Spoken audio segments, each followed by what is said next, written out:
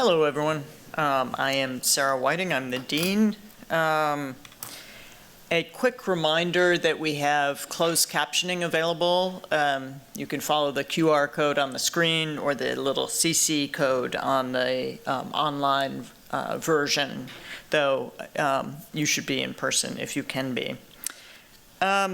So upcoming at the GSD, we have a couple more programs before we close out this year, which is happening very quickly. The Walking Festival Sound started yesterday. That's organized by Loeb Fellow Jacek Smolinski. And it's described as a transdisciplinary and nomadic event dedicated to exploring the role of walking and listening in our everyday environments. This runs through May 2nd. I highly recommend that you look at the website at least, because it's stunningly beautiful. It's wfos.net, and it's an amazing event that Jacek has brought to us. And then next Tuesday, on April 21st, Jacques Herzog, founding partner of Herzog and Demeron, you can figure out which of the partners he is, will join us in conversation with Grace Law, Chair and Professor of Architecture here at the GSD. On the 24th and 25th next week, the GSD will host a symposium called Surfacing, which is our 2026 doctoral symposium organized by the PhD students in architecture, landscape architecture, and urban planning. So the topic looks at histories of surface making and surface breaking. If you want to connect to any of these events, please just go to our website. So tonight's event is part of Harvard University's Arts Thursdays program. Every Thursday evening, there's a Harvard Arts institution or organization that opens its doors to the Harvard community and the wider public for free performances, exhibitions, lectures, and other events. This is part of a presidential initiative that promotes access to the arts across Harvard. It's university-wide, and it's sponsored by the Harvard University Committee on the Arts. So it's a special pleasure to be introducing tonight's speaker, Michael Wang, although I admit that this pleasure is laced with a wee bit of pain, because coming face-to-face with Michael means admitting to myself that 18 years have passed since we encountered one another at Princeton, where he was a stellar Master of Architecture student and I was a junior faculty member. While we all want to see our students thrive, even succeed beyond anyone's wildest dreams, as Michael has, it would be great if we could preserve ourselves in amber and never age. But I digress. So indeed, Michael has a professional architecture degree from Princeton. Let me hasten to add that he also received his BA in social anthropology and visual environmental studies here at Harvard, as well as receiving an MA in performance studies from NYU. Please indulge me as I cite these degrees. Normally, I wouldn't devote so much attention to academic credentials, but at this moment, when the value of a liberal arts education and higher education in general are being questioned in this country, I think it's especially important for us to pause and take in what and how one cracks open disciplinary fields, producing thought-provoking, even dream-provoking projects. I'm not saying that Michael's educational path gets all the credit, but it's important to acknowledge, particularly for us and particularly at this time. Michael is a conceptual artist, a term that importantly still resonates. Much like Nancy Fraser's talk here last night, which interrogated the entanglements of capitalism, environmentalism, history, politics, and social relations, Michael's ecologically engaged practice operates deftly across multiple disciplines and media to reveal and examine catalytic as well as suffocating interconnections in his case that bind art, climate, and technology. He's exhibited widely in Europe, North and South America, and Asia. He's received numerous awards, and his exquisite writing has appeared in publications ranging from Art Forum to Cabinet to Moose, among others. Michael's work, which is unabashedly aesthetically beautiful, is simultaneously unabashedly ecological and ethical. His projects teach us important lessons about living in the world without being didactic. Actually, teaching us lessons isn't the correct phrasing. I'll note that he's also a very good editor, so I'm rather conscious of the phrasing that I choose. Michael's work provides us with models, and they aren't models about living in the world. Let me be more precise. His work models possible ways of living with the world. Please join me now in spending time with Michael and these possibilities. Thank you.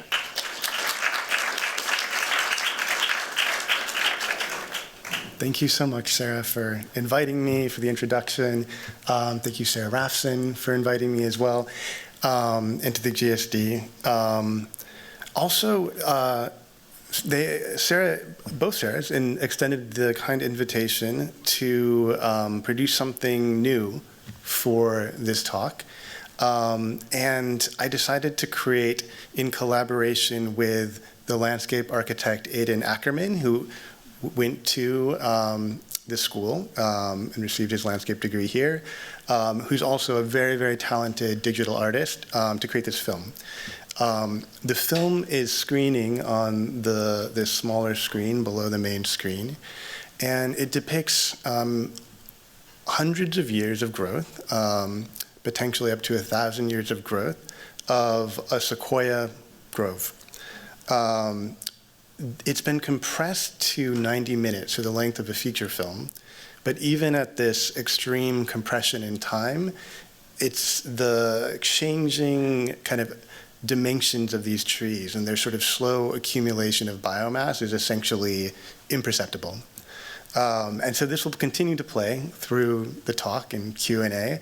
And I think for those who are viewing the live stream, I will also be showing a clip of this at the very end of the talk.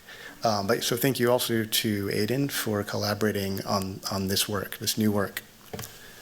So I titled this talk for tonight, Lifeforms. And I was thinking about just how interesting that is as a compound word.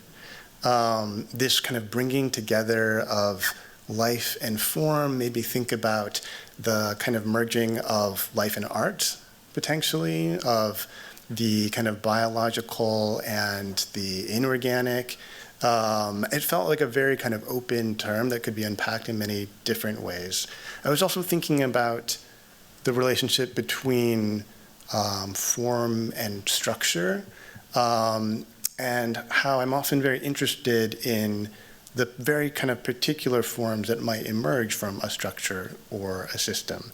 So it kind of felt like a kind of open term that might kind of provide some kind of thread or through line through the selection of works that I'm showing. And I mostly chose to share works that do have this kind of bringing together of nature and, in a broad sense, technology in very different ways. I'm starting with a life form. This is an orchid called, its scientific name is Laelia gouldiana. It's sometimes commonly called the Flor de Muertos because it blooms, it's native to Mexico, and it blooms right around the Day of the Dead.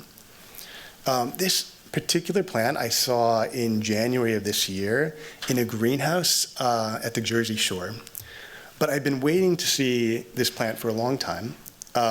It's one of a handful of species that has been considered extinct in the wild. And this is a very strange conservation category. It means that something is extinct, no longer found in the environments in which it evolved, but has been displaced into cultivation or captivity. And there's maybe about 60 species that kind of are formally labeled as such under the IUCN, the International Union for the Conservation of Nature's sort of annual red lists. And Laelia gouldiana has been considered such a species. Just as COVID was starting, I went to the location where most likely Laelia gouldiana emerged in the wild, which is north of Mexico City in a valley called the Barranca de Mestitlan, which is in Hidalgo. And it's actually a very dry place. It's actually quite cold. So not sort of the stereotypical location for this particular kind of orchid, for a Laelia, but it's where the species was found only growing in cultivation, in traditional cultivation around homes, on roofs. And there, orchid collectors of the late 19th and early 20th century collected huge numbers of these plants and shipped them to New York and to England, where they kind of briefly enjoyed a period of sort of popularity and fame. But through these active kind of like hugely destructive extraction of these plants. They're still found growing here, but they're much less common than they used to be. And what's just so interesting to me about this category and of like this particular kind of plant is that when a species sort of leaves nature behind and enters into these various spheres of culture, which could be horticulture or agriculture, or for animals it could be the pet trade, but it could also be scientific research or conservation efforts. I had the sense that it's no longer purely a natural entity. Even though it's something that emerged in nature, suddenly it sort of passed out of nature and into culture. So over about 15 years, I've been sort of pursuing the stories of these particular organisms and trying to kind of find some kind of set of stories, really, that kind of describe these different modes of passage from nature into culture. And I found that they're all very, very different. And they all reflect many different kind of like human attitudes towards the non-human. So I'm just going to share a few examples. I've sort of made these pilgrimages to these sites that were the last locations where a species was known or observed in the wild. So this is a location in the Nepali coast in Kauai, which was the last known location for a species known in Hawaiian as the alula. Its scientific name is Brighamia insignis. It only grew on these cliff sides, and it became very, very rare. And scientists, kind of seeking to understand the story, discovered that it had no pollinator, and presumably the kind of moth that pollinated this plant had become extinct, probably around the time of the European colonization of the Hawaiian Islands. But there were a few plants remaining that were sort of rescued. They were being hand-pollinated by conservationists, and at the same time, it was introduced into cultivation. So when the last plants finally disappeared from this cliffside, they actually were stripped off during a hurricane when very, very few plants remained. There were these plants in cultivation, and this is actually a greenhouse in Haarlem in the Netherlands where thousands of these plants are being grown. And there was just something very strange to me about sort of the absence of this plant in its natural environment, and then this sort of proliferation of the plant in cultivation. And it's actually been sort of rebranded as the Hawaiian palm, even though it's not a palm, but that was the name that sort of under which it's sold. And it is a relatively common houseplant. And the stories can be very, very different. This is a dam in Taipei, in New Taipei City, that was built in the 1980s. And before this dam was built, botanists realized that this was the only location where a particular kind of azalea grew, called the Wulai azalea, or Rhododendron kanehiri. So before the dam was built and the area flooded, these plants were collected, and actually now they are grown in these kind of potted plants around the perimeter of the reservoir. So they kind of overlook the very location where they used to grow wild, but now in this kind of under the artificial conditions as cultivated plants. This is again a site in Hawaii. This is looking in, peering off the road actually, because it was private property. This is a private ranch called the McCandless Ranch on the Big Island of Hawaii. And this was a location where the very last Hawaiian crows, called in Hawaiian the alala, were observed and then captured and taken into a captive breeding program in, I think, 2002. And basically, there were very few of these, the Hawaiian crow remaining. And the captive breeding program was sort of determined by conservationists as the best course of action to kind of preserve the species. And so this is one Hawaiian crow in this kind of display enclosure on the Big Island. It's a part of a larger group of, I think, about 100 of the Hawaiian crow. There have been attempts to kind of reintroduce the species, but actually they are no longer learning how to defend themselves from predators, and so they're being, I think when they were released, they were kind of immediately attacked by predatory birds. And the last story I'll share is, this is the Tiziantishka Pass in Morocco. And this was the location where in 1942, the very last Atlas lion, or the Barbary lion, which is a subspecies of lion, was shot and killed. And then this sort of northern African subspecies of lion was never seen again in the wild. This is a pair of ostensibly Barbary lions, though their kind of like pedigree is not fully clear. They have been over the years probably kind of intermixed with other subspecies of lions. But they're on display in a conference room, off a conference room at the zoo. It's actually a kind of private conference room that's only used for special events, where they keep, I think, 5 male of these Barbary lions on display. And the lion is a very important symbol. It was a symbol of the king. They were kept in royal menageries, and so this kind of this collection of male lions is sort of a continuation of that symbolic role of the lion. I think what's so strange to me about these stories, and there are many, many more that I've collected, is they start to kind of paint a picture of the many different kind of motivations that people might have for preserving a species.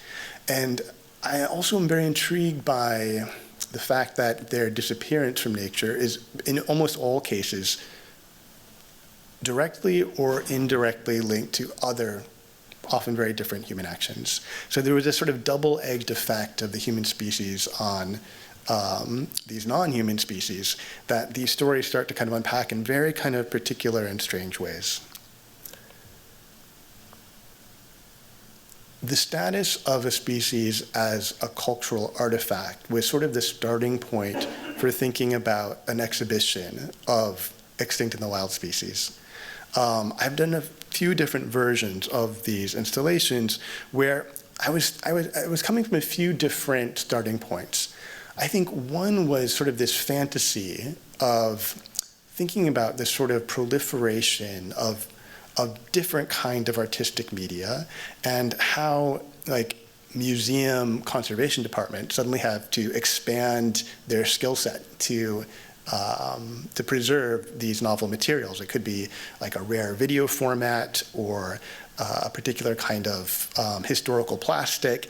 A lot of kind of effort and learning and expertise have to go into the preservation of these kind of like novel artistic materials. And I had a kind of fantasy of, if I made an artwork that was about the support of a living species, could that enter into a conservation department and somehow merge art conservation with species conservation? So I was thinking of how these extinct species in a way only persist under these systems of care. And that kind of brought me to the root of the term curation, which comes from cura, which means care. So this exhibition was sort of an exploration of curation as care, and extending the care afforded to rare manuscripts or artworks, extending that to the care of these species. And somehow it was about like kind of revealing the fact that these species already only persist under these technologies of care. And there was a big range of species, mostly plants. Most of the species I chose are very common in cultivation or captivity, even though they are extinct in nature. I think you can see in the back is actually the Brighemia insignis, the sort of so-called Hawaiian palm. So the species that are extinct in the wild, this is sort of a global displacement, this kind of movement from nature into culture. But I started to think about, what does this look like potentially at an urban scale? And also I wanted to think about, if in extinct in the wild, that kind of displacement feels more or less permanent, except in these sort of efforts at sort of like reintroduction, I was starting to think about this idea of like, what is a possibility of a kind of a return to a place look like? So I brought together those two concerns in this other body of work that was focused on particular cities, starting with New York. So I called these works Extinct in New York. And here I worked with the New York Botanical Garden to develop a list of all of those species that were known historically from New York City that are no longer being found in surveys of the city's flora today. Out of that list, I chose 45 species that I began cultivating in my studio garden, which is just north of New York City, and ultimately brought those plants into an exhibition on Governor's Island in New York City.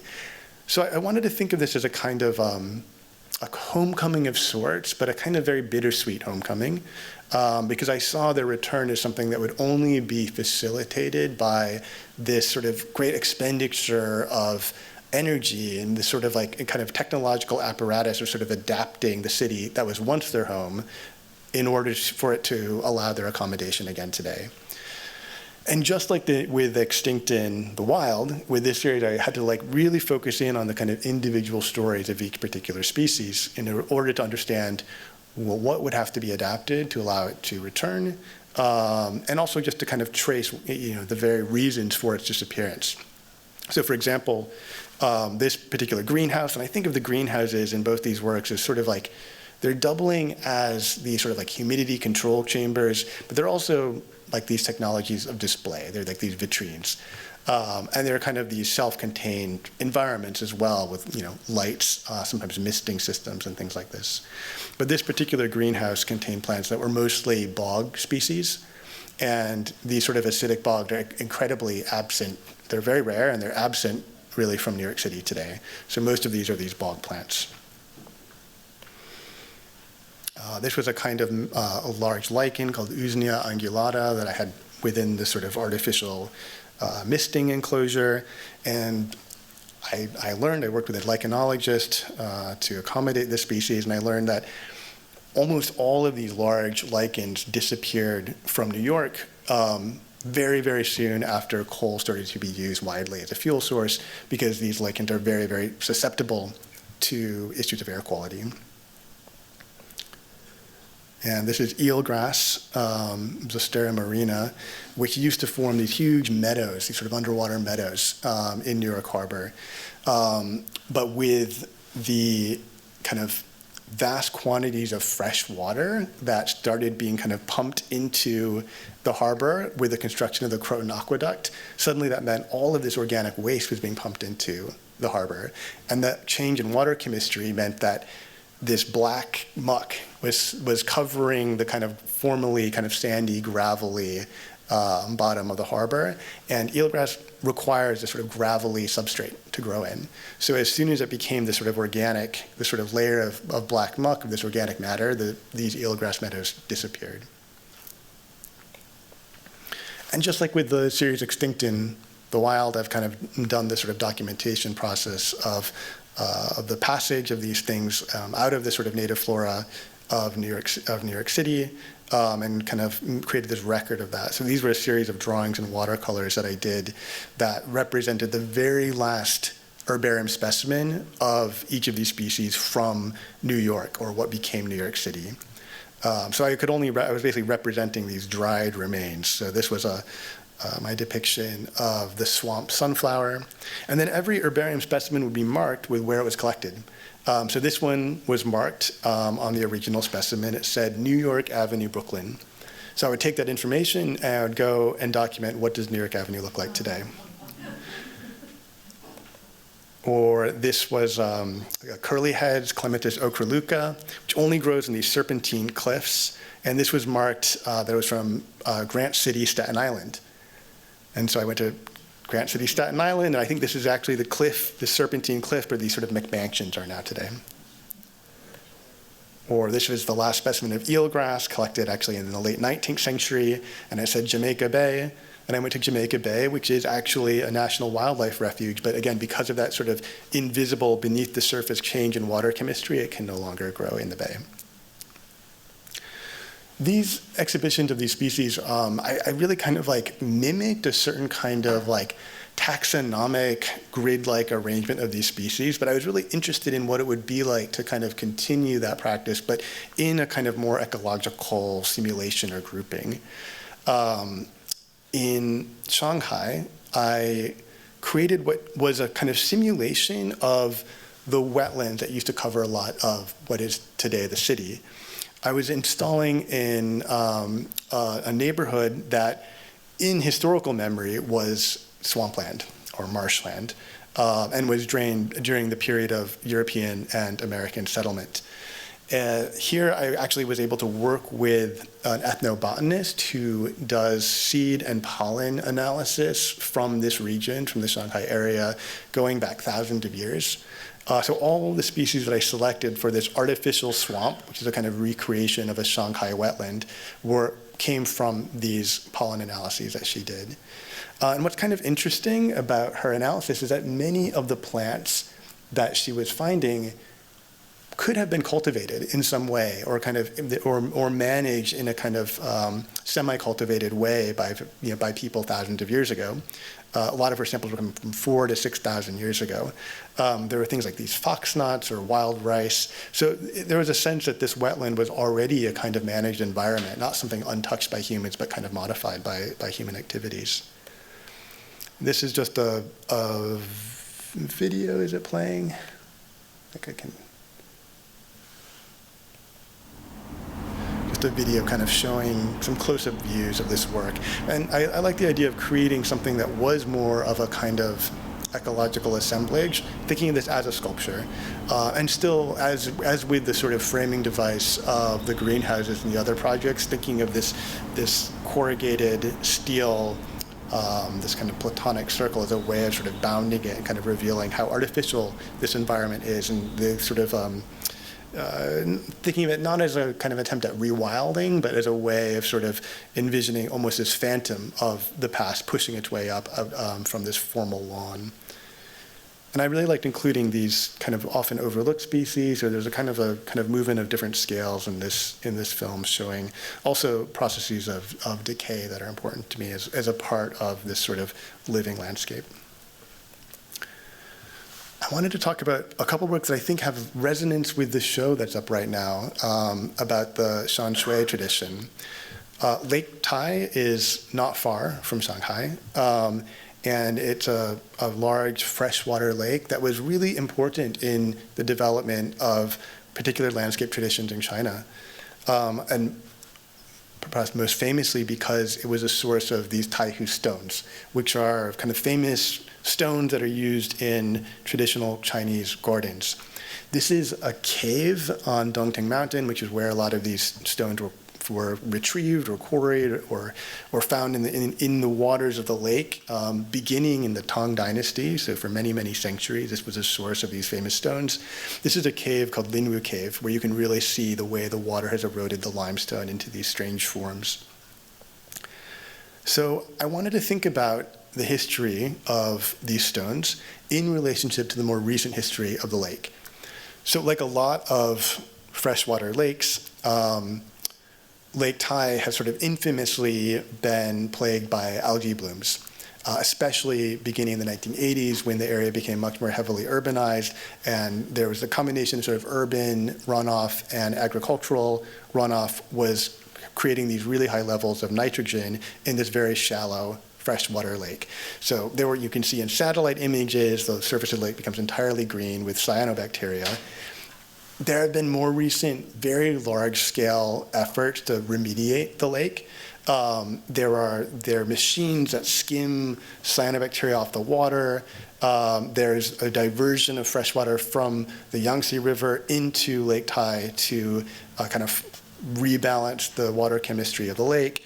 And I was interested in thinking about how I might kind of find a way to kind of join with these remediation efforts to create an artwork.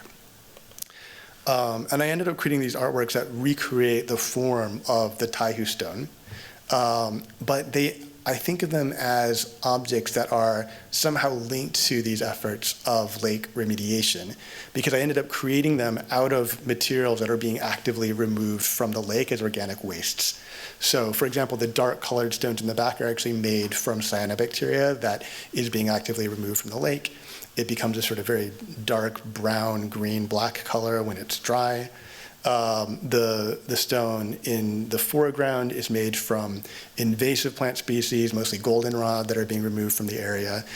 So I was thinking about how a sculpture, as a kind of static entity, could somehow play an active role in a landscape. And I realized that one way they could was by literally becoming objects that sequester these wastes. So the very kind of desire to make a sculpture as something lasting could therefore kind of play this ecological role in a very, very small way, helping reestablish a particular kind of chemical equilibrium in the lake. In addition to the stones, I also recreated thousands of these crab forms, which are sort of very famously a kind of product of the lake, the hairy crab, also cast in the cyanobacteria from the lake. I'm going to switch a little bit to talk about works that kind of bring natural processes in relation to modern sources of energy. I think I came to this as a theme through the kind of vegetal, through the processes, biological processes like photosynthesis. So I'm going to start talking about fossil fuels. This is a piece where I really just wanted to put on display the very basic process of photosynthesis. So this was an existing ornamental pool that I found in a botanical garden that I seeded with cyanobacteria.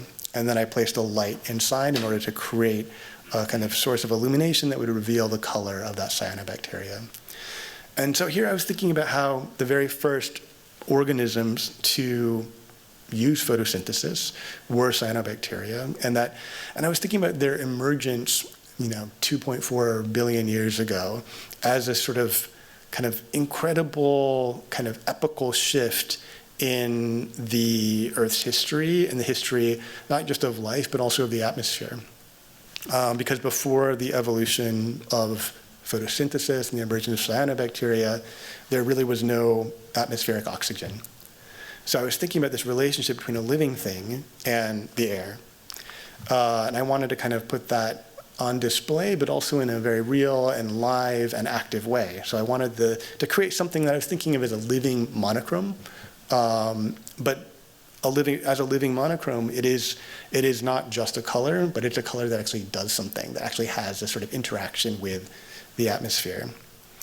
And I was also reading the work of Lynn Margulis and thinking about her kind of theories around the kind of deep history of the Earth and that relationship between life and the air.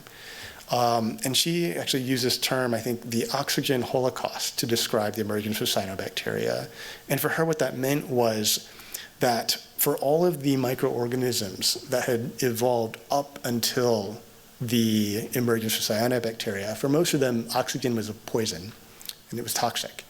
So as soon as there was this massive influx of oxygen through photosynthesis, this huge number of microbial life forms would have disappeared or would have retreated to the very anoxic depths of the oceans or into the soil, places with very low oxygen levels. So there was this massive, potentially one of the biggest extinction events in the history of the Earth in relationship to the oxygenation of the atmosphere and the development of photosynthesis.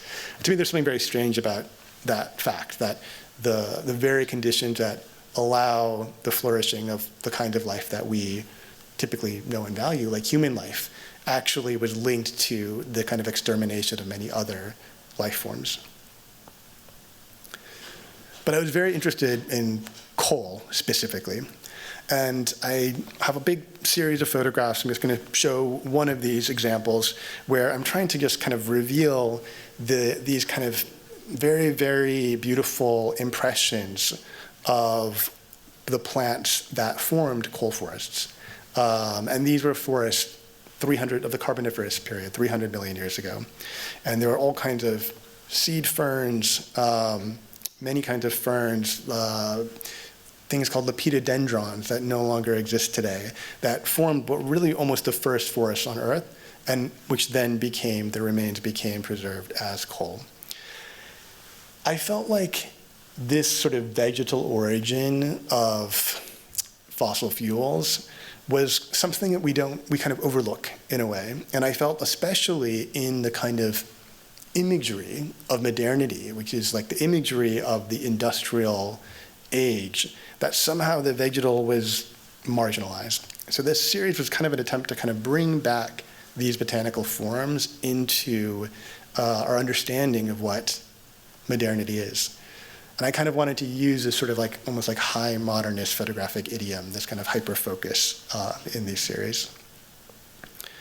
But something that will come up, and I think you've probably already seen in a lot of the works I've shared, is that I don't really like to exclusively work through kind of traditional modes of representation exclusively. So photographs or video or drawing or these things, they're all modes that I employ, but I'm always most interested in finding, is there a way to sort of work with the kind of material or life form or system that I want to explore and kind of reveal or make more visible in some way? Is there a way to work with those beings in many cases more directly? And so the way that I did that here is I kind of recreated a living facsimile of a Carboniferous forest. So I used plants that would have been related to the kinds of plants in a Carboniferous forest, like tree ferns or cycads, oricorias, all of these plants that the type of which emerged, they kind of predate flowering plants. I found plants that are descended from those and that closely resemble them to create this forest. And I was very kind of fortunate that I had the opportunity to install this work in a disused coal gas plant. And so I felt like this site became a part of the work. It was as if to me that the sort of very location where these plants as coal were being kind of incinerated and returned to the atmosphere, that would be the very place where they would emerge again and kind of occupy the ruins of this petrochemical infrastructure.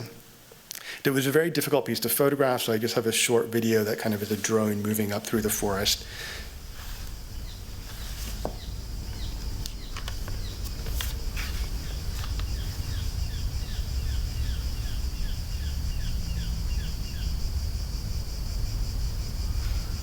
There were already other existing weed trees and plants taking over this space. I didn't want to remove them, so I kind of, my forest was sort of in addition to what was already latently there.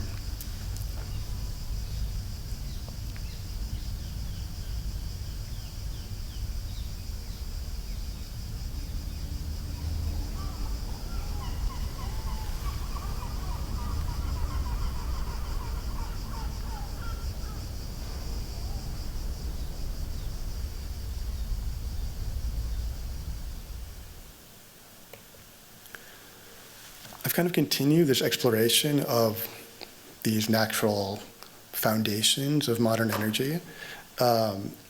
And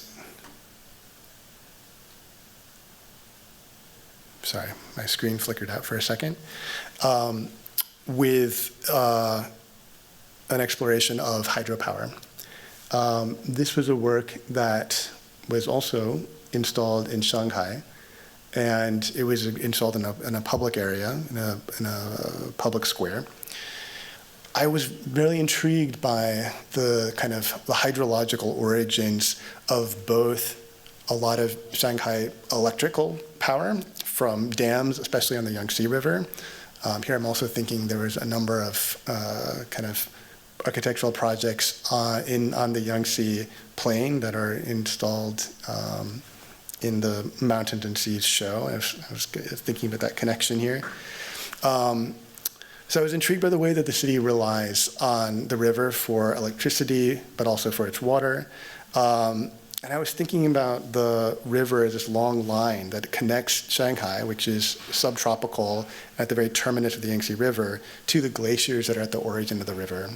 So I was thinking of the glacier, sort of the origin of this hydroelectrical power, despite being so distant and so kind of distinct from the landscape of Shanghai. So I created this work that was sort of running off the Shanghai grid, so running off this river power, and also made of ice, so also made from the water from the river. I have a short text just sort of describing the way I think of this work as a machine that I'm going to be reading and showing some images of the sort of the machine at work.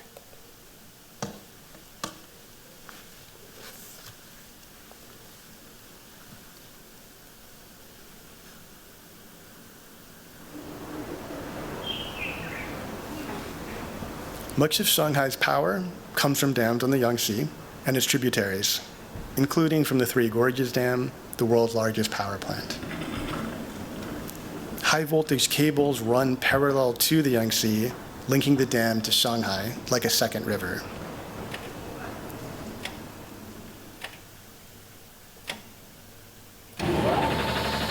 The city relies on the river for its water as well as its electricity. Shanghai is at the river's terminus. Its source, 6,000 kilometers away, is a very different world, the glaciers of the Qinghai Tibetan Plateau.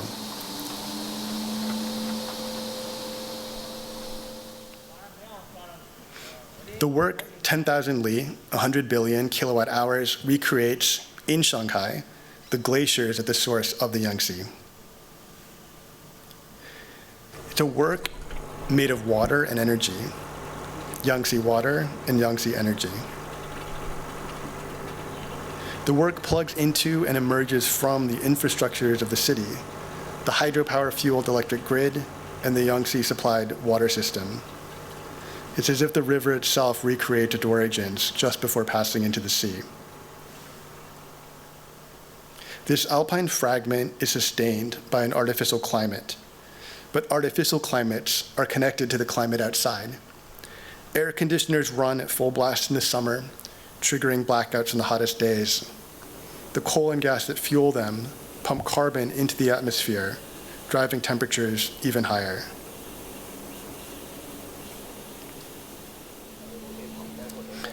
Climate and power are not opposed but joined. Solar, wind, and water energies are not only sources of power, but also features of climate.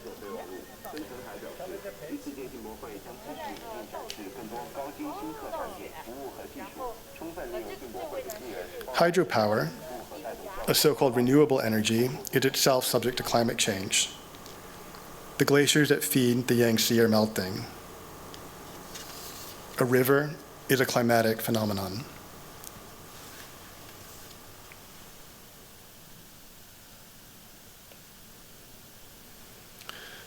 I think the last energy source I'll talk about is nuclear power. A lot of my works kind of engage, sometimes in less explicit ways, engage somehow with art history, and many kind of orbit the histories of land art. With this series, I called Yellow Earth, I went really kind of explicitly towards land art and wanted to kind of examine or re-examine the work of Walter de Maria as sort of one of the founders of what we consider to be land art. I was thinking about kind of the way that his practice seemed to me to be indebted to at least the imagery of nuclear power in ways that I felt weren't typically acknowledged in the sort of standard readings of this work. I was thinking about the fact that so many works like Lightning Field were installed in New Mexico, which was obviously not only the site of the Manhattan Project, but also one of the most most extracted landscape for uranium mining. And I actually found out the Lightning Field itself has a number of mining claims on it for uranium. So I really wanted to look at this connection between both the sort of the sort of formal qualities of the work that I saw reflected in nuclear technologies, his steel rod that looked to me like control rods in a nuclear reactor, but also his choice of site and his engagement with the landscape. So I ended up going to New Mexico and kind of learning more about the history of uranium extraction in New Mexico, much of which took place on indigenous and tribal lands. And I was sort of tracing the sort of history of contamination in this landscape. I used these metal rods that were a kind of reference to Walter de Maria, and found public lands that were close to uranium mining sites where I made small soil samples of potentially contaminated earth.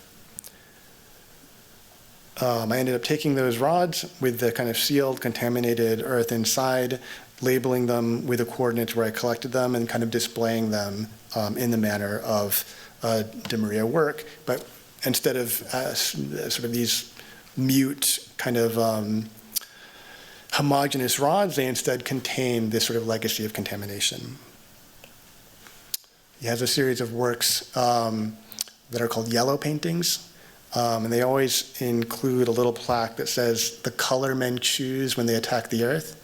And he's using I think it's called John Deere yellow, and he was thinking about excavators attacking the earth. But when I see these paintings, I could only think of the yellow of uranium. And so I recreated the John Deere yellow, but then inserted into it the sort of historical images of the effects of uranium extraction that also include the color of this yellow uranium oxide. So this is the image in the center is of a tailings pond in, I believe, Utah. But just like I mentioned earlier, I really like to find ways to bring the kind of actual kind of processes and materials that I'm considering into the works. So in this work, the series of works that I called containment structures, I brought very small quantities of uranium ores and embedded them in these sculptures that are made of a very solid stainless steel that actually contains the radiation that they're emitting. They can be opened like a Pandora's box, but I include a lot of documentation kind of urging people not to open them, to kind of leave open the possibility of this exposure, which it is kind of marginal. While creating these, I was thinking about the people who kind of day in, day out for decades were working in these mines and constantly exposed with minimal protection to these materials. I was bringing a very small quantity of that into these sculptures to still kind of signal this kind of possibility of exposure. So here, this idea of neutralization was really kind of core to these works.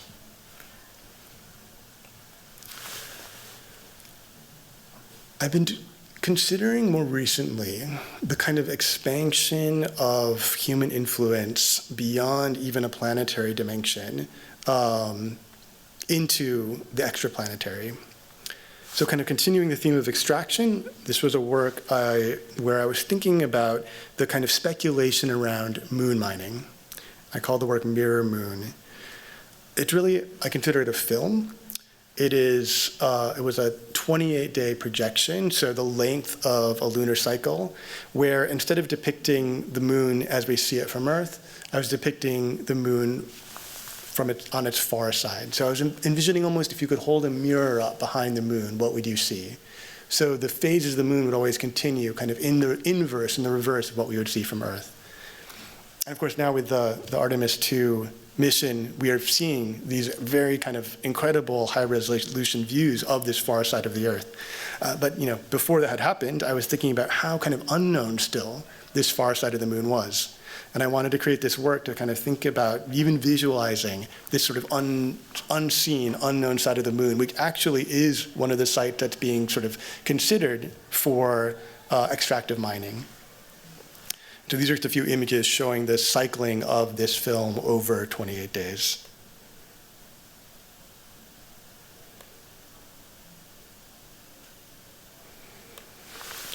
So I've been increasingly thinking about this relationship between the celestial and the terrestrial, between like the heavenly and the earthly. Last year, I was invited to create a work that would respond to the 500th anniversary of the German Peasants' War. And in doing that, I actually found myself drawn again to the celestial, or sort of what comes from the sky, what comes from above in relationship to what's happening on Earth. The image on the left is an image from an astrologer from the 16th century named Johannes Verdig. who alongside a number of astrologers of that time period, anticipated an incredible flood to occur in the year 1524. And so this was an engraving showing this flood, where people are being washed away by a flood that some people thought would rival the kind of biblical deluge.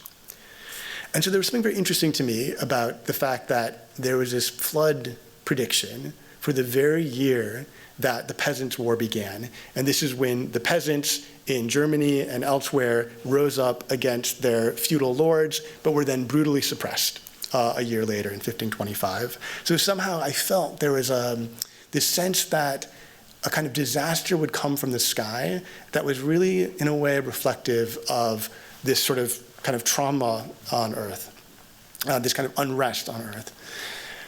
In thinking through this, I also came across this project at MIT called Project Icarus, which was a project to deflect an asteroid that might hit the Earth in 1968. And here I was thinking between 1524 and 1968, these 2 years of kind of social upheaval, that there were these two sets of people kind of looking to the sky and thinking that disaster would come from above. So I ended up making these works that sort of brought those two kind of histories together.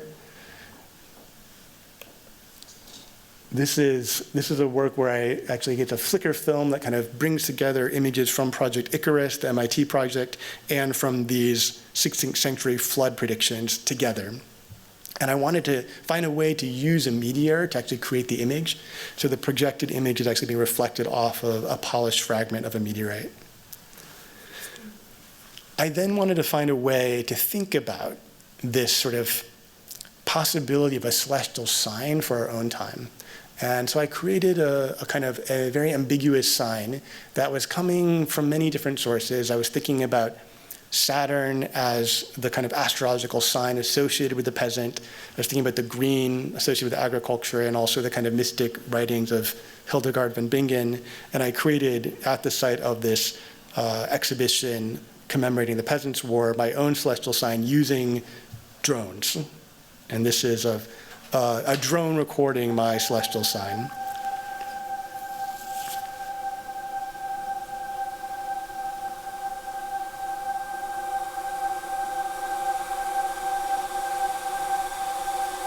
So a kind of technologically enabled celestial sign.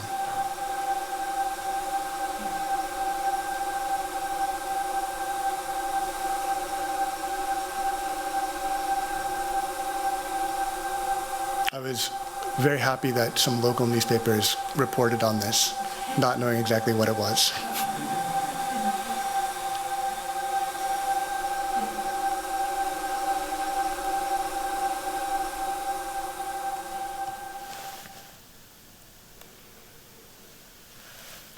This project kind of brings astrobiology back to Earth. It's called the Purple Earth. And it's a project where I was thinking about this hypothesis developed not long ago, I think in the early 2010s, that before the evolution of cyanobacteria, there might have already been a form of kind of phototrophism, a kind of proto-photosynthesis that didn't use chlorophyll, but instead used retinol, which actually allows a much kind of simpler capture of solar energy. And retinol has a kind of purple pigment. So this theory is that before the Earth turned green, it may have been colored purple by these purple-tinted retinol organisms that were capturing solar energy and using it to produce energy. And so I was intrigued with this idea that there might be completely other ways of thinking about energy, thinking about even what life might look like. And I wanted to use the kind of purple Earth hypothesis as a kind of starting point to think about envisioning other possible living futures, other possible Earths, almost the Earth as an alien planet. And so I did that by creating this light fixture that actually was seeded with haloarchaea, which are organisms that still use retinol today. And they are very likely related to these possible ancient life forms. That kind of formed the centerpiece for this mini library. And here I asked many people to kind of submit their own texts that kind of were provocations or kind of experiments or investigations that kind of envisioned other life forms. This is just a close-up. This is actually the Chinese version of the insect and botanical illustrations of Maria Sibylla Marian from Suriname. This is a project I kind of hope to continue to expand as well. And then because it's tulip season, I just wanted to talk about a project with tulips. This was a work that was commissioned as part of an exhibition focused on themes of infection. And because it was focused on infection, and it was, it was happening, at the very kind of a few years into COVID, I wanted to think about a way to use a virus and display a virus inside an art exhibition. But I wanted to think about a virus that could also be, ethically and safely a part of an artwork. And so I ended up turning towards something called the tulip breaking virus, which is a virus that only infects tulips and also lilies.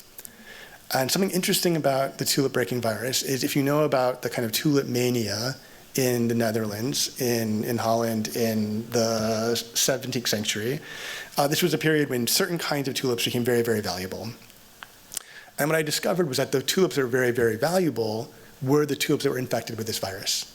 And so there was some kind of mechanism of chance that was almost like a kind of financial instrument, making some, it was like gambling. Certain tulips became very valuable, and the mechanism for that was literally a kind of infection. And what the virus does is it creates a striping in the petals by selectively bleaching the pigments from a tulip.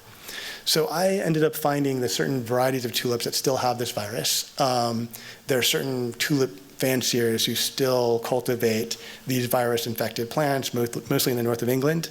But then I introduced this virus to regular tulips. So the image I just showed you was a healthy, typical tulip, and this image is the same variety of tulip once it's been infected by this virus.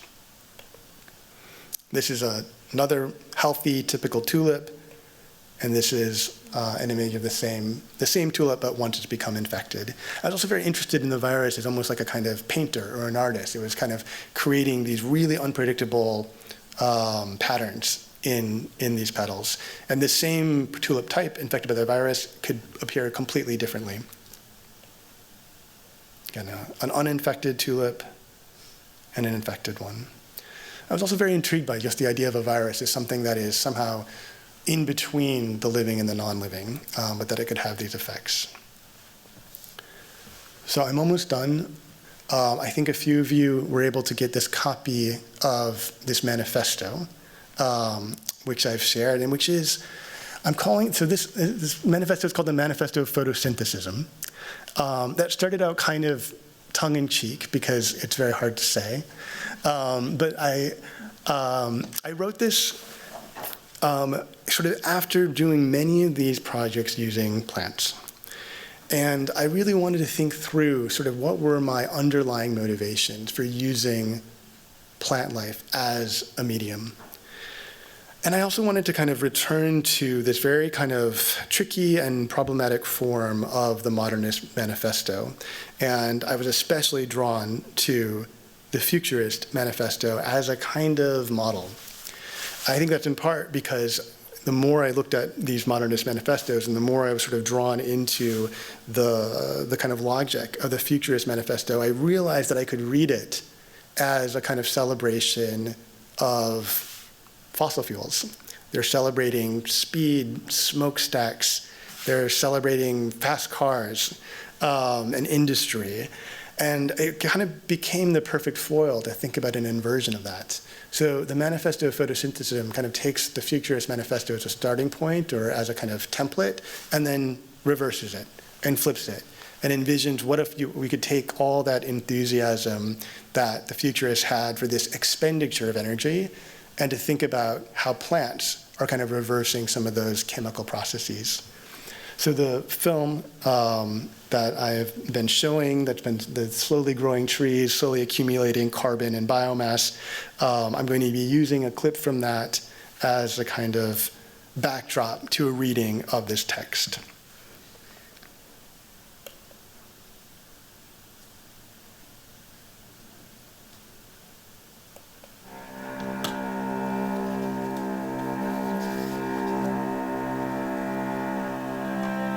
The Manifesto of Photosynthesism. The human organism, like all animals, transforms organic matter, food, into inorganic compounds, water and CO2. The extraction of energy from fossil fuels extends the body's metabolic processes to machines. Animal appetites and athleticism are recast in oil and iron. Industry is zoomorphic. The artists of modernity celebrated this grand metabolic expenditure. The futurists gloried in fires, smokestacks, and speed, but the race car lost its glamour long ago. Machine metabolism follows ruthless chemical laws. Burning organic carbon produces carbon gas. Industrialization is an endless act of exhalation. Modernity's balance sheet shows a carbon debt in blood-red ink. The ancient forests and long-dead microbes once preserved as coal, oil, and subterranean gas now haunt the air. Their angry ghosts seek vengeance in storms, fires, droughts, and floods. Humans cannot calm these avenging spirits on our own. Our animal bodies are powerless to return these gaseous beings to embodied forms. And yet, from at least the time the ocean turned green, carbon gas has been remade as life. Photosynthesis runs animal metabolism in reverse. Water and CO2, transformed by light, become sugar and oxygen, the foundations of animal life. While modernity harnessed photosynthesis for the production of food and fuel, the photosynthetic world was largely exiled from the aesthetic imagination of the avant-garde. Today, we declare photosynthesis the central mechanism and metaphor for a new green age. We bear witness to the birth of photosynthesism. The air-conditioned museums have become cryogenic chambers for a freeze-dried modernism, but we are no longer enamored of the petrochemical hues of acrylic paints, the shiny steel sculptures birthed from the blast furnace, or even the calcified walls of carbon-producing Portland cement. The green beard of algae that clogs the courtyard fountain, the moss that grows from the cracks in the foundation, and the tastefully ordered ornamental garden, merely a backdrop, now invade the space of art. The industrial world arose from the conflagration of forgotten forests, but the green world now returns as the only possible future. We are enthralled no more by the steam engine and its black smoke, or by the crypto farm and its tangle of wires and jerry-rigged cooling fans.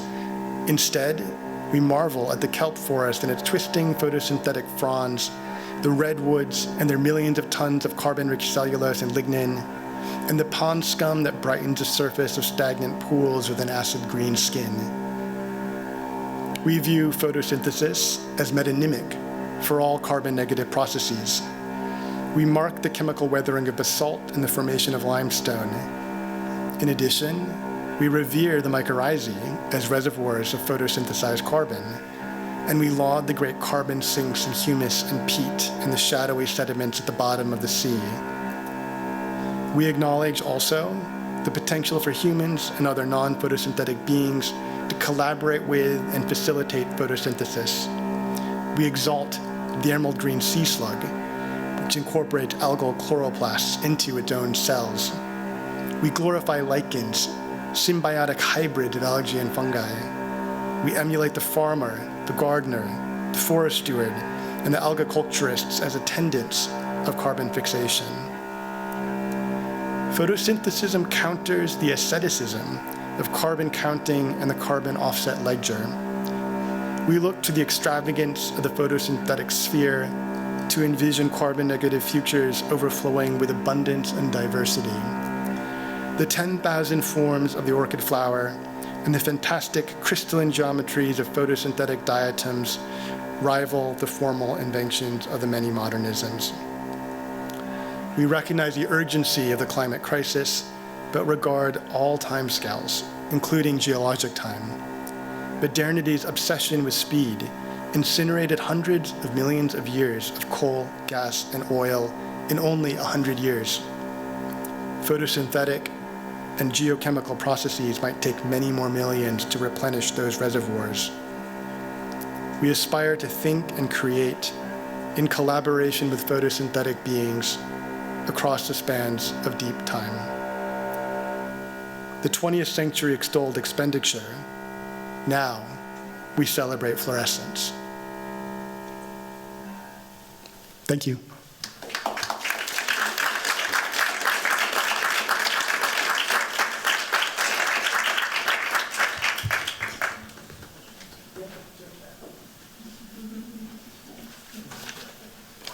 Questions?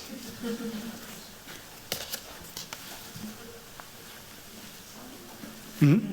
I was wondering in your formulation about photosynthesis, since we have this new energy crisis with China. Since we have another energy crisis now, which includes China and the Middle East, there's often talk about that China is winning because of the chip into green energy. But there's also an underlying materiality which has been discussed. But I'm wondering, Michael, and I loved your talk, and especially the end, it was so formative. I was wondering if the question of rare earth minerals and its importance for generating like our contemporary culture, how does that fit into your photosynthesis trajectory?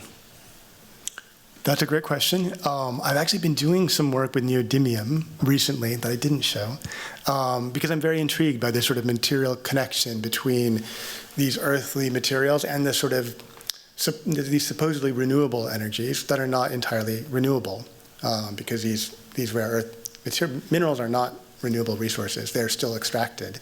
So I think there's a bit of maybe a kind of false binary between the extractive nature of fossil fuels and the sort of promise of infinitely renewable energy through, say, solar and wind, because they also rely on mineral extraction. It's something I'm very interested in exploring, and I think I sort of, with the manifesto, it sounds quite like as if I'm really buying into it, but I'm very suspicious of manifestos. And I think part of the reason why I used the Futurist Manifesto as my template was to kind of let that kind of suspicion come through in a certain way. I think it's very hard to sort of stand all for something today, and I think the manifesto as a kind of quotation is sort of my way of not fully, standing sincerely behind it.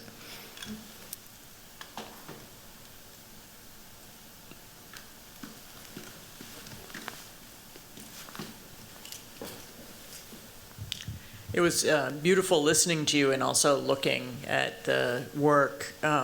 So last night, Nancy Fraser gave a complex talk about the sort of imbrication of capital and politics and ecology and environmentalism. And it did make me think there's a certain theme of capital and expenditure you even end with that runs through the work that I couldn't help but think about, partly because of that backdrop of her talk. And I wondered if you could expand on that. I think it's kind of implicated in all the works in some way. I mean, it's inescapable, I guess. And I think so often the way I'm working is always, I never really feel apart from the systems that I'm considering. I'm always sort of, sometimes very explicitly, I'm sort of linked into them. And that often kind of creates for me very kind of difficult ethical problems. Like, for example, what does it mean to include a fragment of uranium ore and to be kind of linked to these processes of extraction, even in a very small way, with the works. And I think the same is very true with systems of capital. Like how, I find it very difficult to sort of see the work as standing outside of those systems. In certain works, I make that very explicit. Probably not so many of the works that I showed today, but I have worked where I'm kind of engaging with sort of financial tools, or engaging with kind of new markets, say around like carbon offsets and things like this, where kind of systems of capital and their sort of often very direct relationship to kind of ecological themes and processes, like that becomes to the fore. But I find it I find it very difficult to propose a work that is in itself a radical break.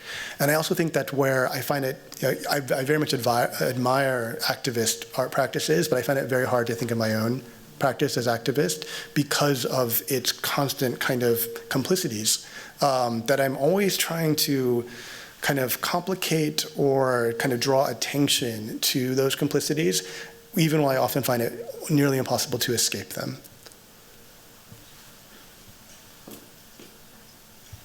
Thank you for such a beautiful, beautiful talk. Where you started us off was with pieces that were very much interested in their own preservation or sort of playing with art conservation and how do you take care of living art or living sculpture, as it were.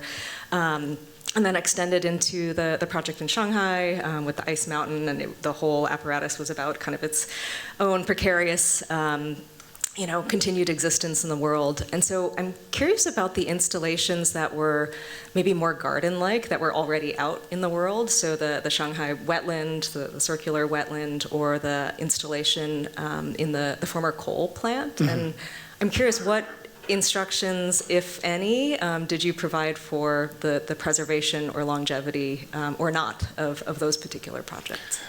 That's a great question. I think my dream for those projects was that they could be long-term, and in both cases, for sort of these reasons outside of my control, they couldn't be. For the Shanghai piece, that space was very often used for parties, and they had to take it away to do some sort of event not long after the exhibition, which was kind of a sad thing, because I actually felt like I noticed sort of mini kind of like ecological changes in that neighborhood, like birds that were coming and using the water, small things like this, even more insects. So I felt like there was actually a kind of violence in removing it at that point. With the Carboniferous forest, I really hoped that one could have stayed. It was just across the wall from a botanical garden, but in the end, the energy company that still owns that site, even though it's disused, refused to kind of take on that as a project. But all the plants were moved back to across the wall to the botanical garden. So as far as I know, I think the curator of the botanical garden was actually quite excited. He had a big psych-ed collection, and so I think he was quite excited to have these additional plants for his garden, the botanical garden. So my hope is at least the plants themselves are preserved, but it's always this sort of complicated negotiation of who will be the partners, who is willing to take on this sort of labor of care, and sometimes it's something I can kind of plan for in advance, and sometimes not. With Extinct in New York, all of those plants then went on to different green spaces in New York, mostly in Lower Manhattan, and were kind of integrated in their existing. They were using a lot of sort of native plantings, so they were dispersed amongst these green spaces. I'm skeptical how long they survived because they, in most cases, are extinct in New York for very real reasons. But I still wanted them to be, potentially under this stewardship, under this care after that exhibition.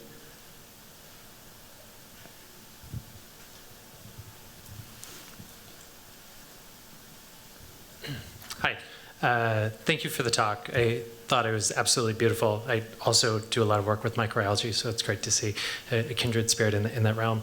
I thought the work really brings together this idea of sort of systems distilled into objects with cultural resonance across a lot of the work, which is exhibited very beautifully. And it's hard not to read the sort of like holobiont theory of Linda Margulis into that. And I'm wondering if there's I'm wondering how then the sort of human fits into those systems, right? There's a sort of assumption or maybe a representation of the human in the sort of culture of the cultural objects. And I'm wondering if that sort of suggests in and of itself a sort of otherness. And is there a way to sort of like bring in the human in a more sort of ecological domain in some of these works? Again, not a criticism, but just, a sparking of so many ideas. Yeah, great question. I mean, in a way, I'm even though the human is not sort of like, is kind of almost deliberately kind of not represented in the works, I always see the human present, often in the form of technology. And so in almost every case where I'm looking at the non-human, it's always in some relationship to the human. Rather, it's like if it's like the deliberate infection of a tulip with a virus, that is a kind of like, a kind of horticultural aim. If it's about, the moon is something that maybe formerly, for most of human history felt completely kind of impossible to kind of touch in a way, that the idea that the sort of domain of the human or of a particular kind of human technology might now kind of already has sort of like extended beyond the planet to include the moon itself. The category of extinct in the wild is something that's sort of passed into this sort of systems of human care. So the human is somehow always sort of like within these particular systems or these particular stories, always kind of in relationship to the phenomenon that I'm examining, even if its presence is sort of like not immediately asserting itself as like a human body, if that makes sense.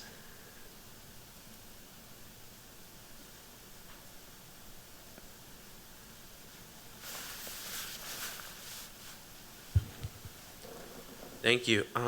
My question was sort of on the delineation between inside and outside in your works, because you're sort of taking such vast time scales, vast spatial scales, and consolidating them into these like little microcosms of like different worlds, even like with the Yangtze River or the original Greenhouse Project.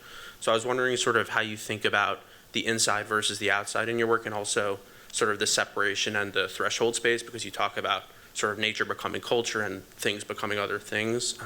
So I was just curious if you could talk about that a little. Yeah, great question. I think the idea of inside and outside, or that kind of like boundary, is something that I often think of as like incredibly important as a sort of like the way that sets up the terms almost of a work, but that always kind of then becomes permeable and falls away. So it's always a kind of provisional inside and outside.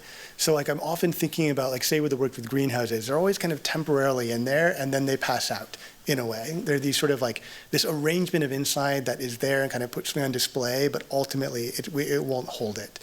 And the same also with the glacier. It's sort of this giant refrigerator is what's sort of creating, all this energy being pumped into it, and it kind of temporarily creates this kind of strangely and kind of maybe disconcertingly this sort of fragment of the exterior, of the outside that gets displaced into this inside. But I always feel like that kind of envelope is not something that's permanent, it's not something that holds. And I think that's related to the idea that I often set up very clear, sometimes almost binaries or categories in the works. Things like extinct in the wild assumes that we know like what is extinct and what is extant. It assumes we know like what is nature and what is culture. And I think these works kind of always begin with that kind of clear boundary as sort of like almost in the titles. But by the end of the work, I feel like I have no idea what that boundary is anymore. It's completely kind of obliterated and confused. So I often set up these like frames in order to watch the frame disappear, I guess.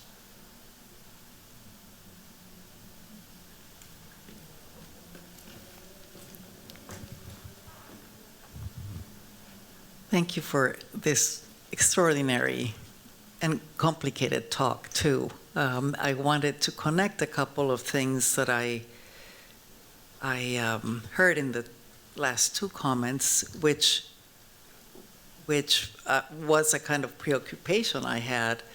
I think the human is very present in you through the eye. That is who's looking always. And of course, it's something that is also very much related to an idea of landscape.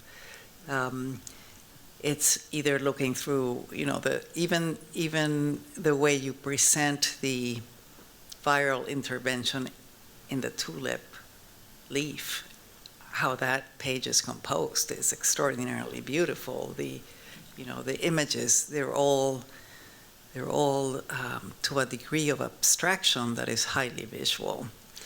And so I find that is one of the, in the same way that you question what is natural versus artificial, in a way, the sort of predominance of the human through the eye begins to be also inserted in something that seems so large that's beyond human scale. And I find that was very powerful in the way you presented all of these works. I love that observation. I think it relates to this sort of dual way that I often think about artworks, where on the one hand, I have this image, maybe not even an image, but a kind of concept for a work where I kind of imagine the work is something that doesn't even have a viewer. Like a kind of tree falling in a forest with no one around. And I think that's where I think about like things like can a river recreate its own origin? Almost as if I'm not, almost a kind of fiction that I'm not there, and I'm not kind of orchestrating this. There's a kind of performative gesture to many of the works where I almost feel like as long as the gesture is happening, it doesn't need a viewer or someone to perceive it. But then on the other hand, I'm hyper aware of that viewer. And I'm finding ways to represent that and to convey that, almost like I'm documenting this thing that I've found or that has happened. And that's almost another, it's the other half of the work, is sort of the unpacking that, the making visible of this gesture. And I think that's what you were drawing attention to. And so often, yeah. And so often that making visible is also kind of highly technologized. Like a lot of these views are like drone views. Like, there's a lot of like these sort of like high tech kind of, the rendering, the kind of like visualization using kind of these kind of new technologies to do that. So I often think of the work almost divided into these two parts.